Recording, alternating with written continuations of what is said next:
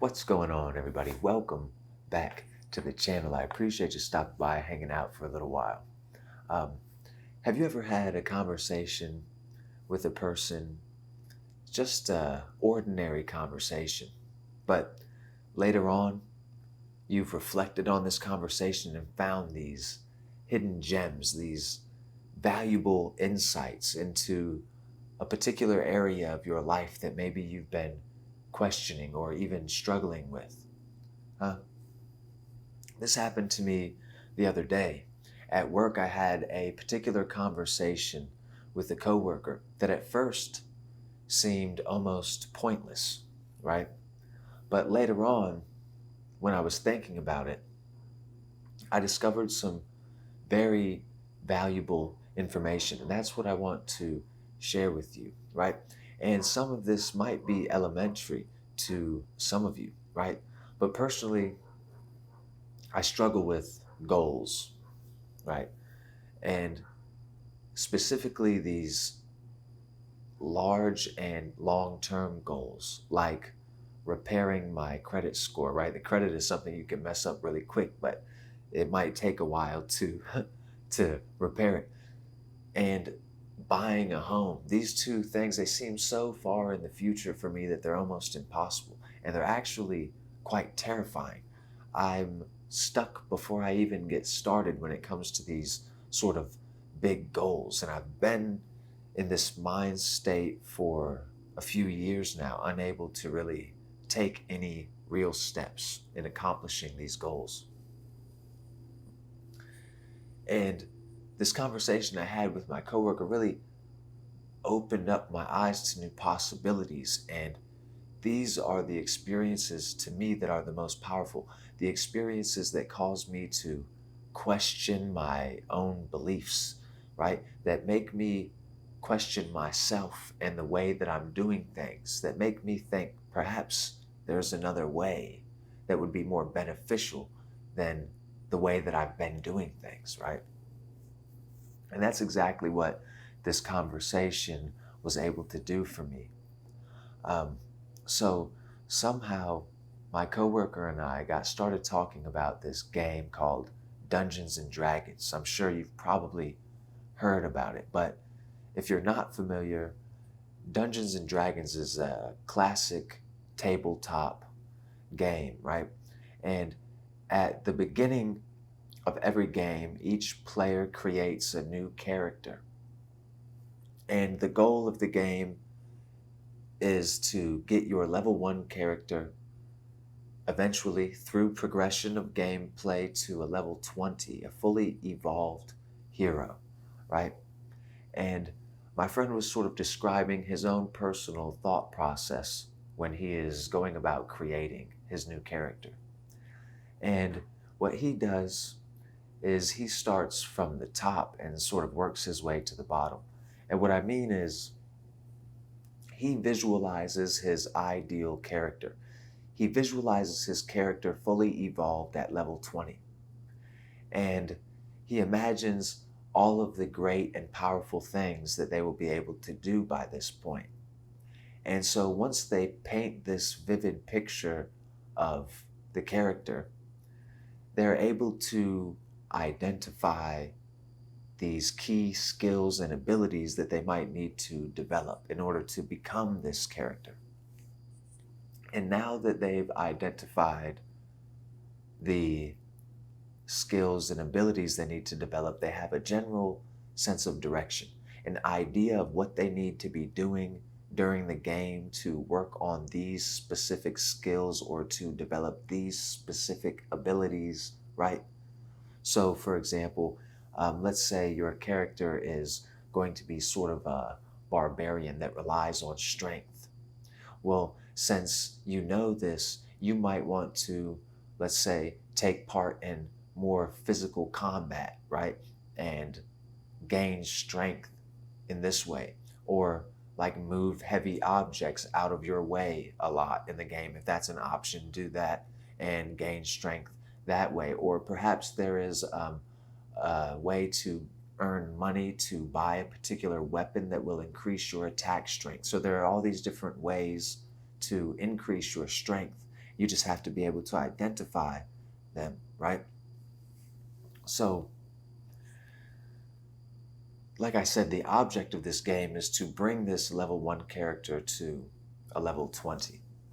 And my friend described to me, he said there's two different ways you can play this game. The first way is the most direct and the easiest way.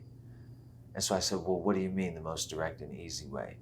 He said, well, listen, just because I said it's the most direct and the most easy doesn't mean it's actually easy or direct.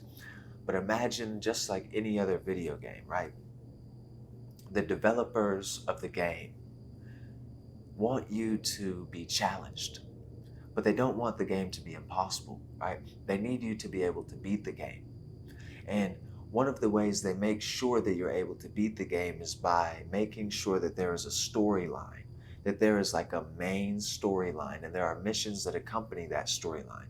And sometimes in a game, right, there's like a map or a compass even that guides you in the right general direction towards the finish line. And you can follow these on-screen prompts and everything will turn out just fine. You'll finish the game in no time, right? But is this the best way to play the game? Not according to my friend, right? Because he's very involved in the development of his character. Sometimes he needs to be able to identify other paths that are apart from the main story, right? And these would be called like side quests. And there are no prompts, right? There's no really any help helping you to identify these side quests. But what you discover when you find one of these paths is that there is a lot of experience points to be found here, right? That you can apply to these skills and attributes that you're working on developing. Sometimes even there is like hidden treasures found in these little alternative paths. But my friend told me that one of the reasons why people don't play like this, why a lot of people just play the main storyline, is because it's so easily identifiable.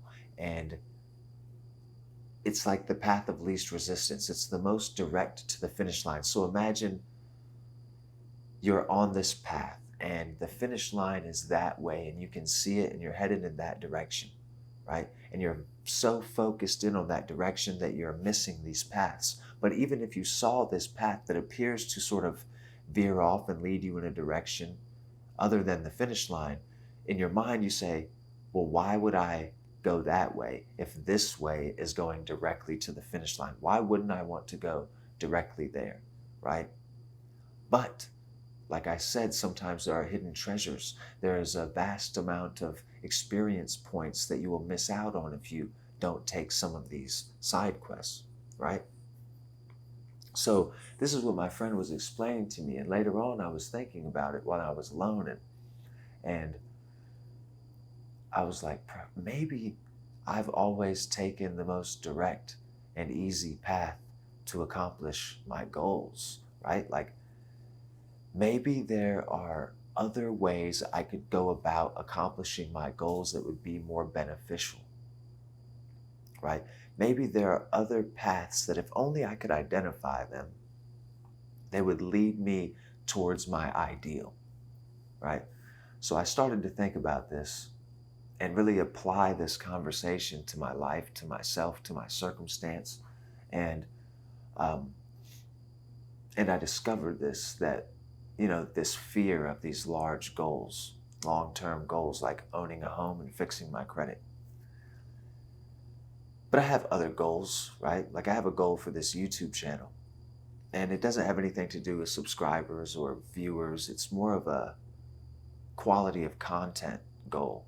I have an ideal YouTube channel, right?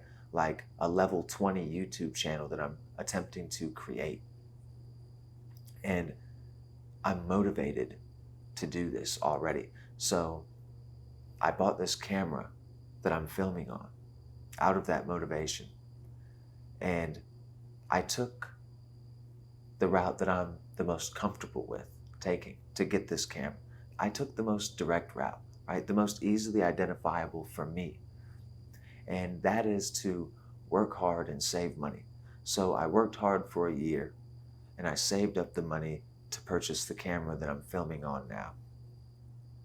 Now, in order to get my YouTube channel to that ideal 20, I would like to purchase a drone and become proficient in the use of this drone, right? Um, I have big plans for the drone. So I could take this same direct, easy route. And you can see that this route that I'm calling direct and easy isn't really quick and it's not really easy. It's going to take a while. So when I say direct, I don't necessarily mean it's going to be instant, right? And when I say easy, I just mean comfortable. It's what's easy for me in my mind, right? So I could just work hard, save up money, and purchase the drone the same way that I did the camera. But maybe there is another path I could take to obtaining the drone that would work towards my higher ideals of owning a home and repairing my credit. What an idea. I've never had an idea like that before in my life until this simple conversation about Dungeons and Dragons. So I started thinking, I said, well, what if I started to take small steps in repairing my credit, like opening a secured line of credit and responsibly managing this and building my credit until I get it to the point I can purchase my drone on credit. And you might say, well, why would you want to purchase a drone on credit when you could easily save up the money, the cash, and buy it without putting yourself in debt? And that's why I said responsibly manage this credit in order to build it, right? Because this credit is something that I see as a requirement because I will most likely have to apply for a home loan in the future if I am to become a homeowner. So by the time I get done paying off the loan for the drone, that rhyme, the loan for the drone, by the time I get done paying off this, perhaps my credit score will be even closer to where it needs to be for me to apply for a home loan, right? I'll be in a better position.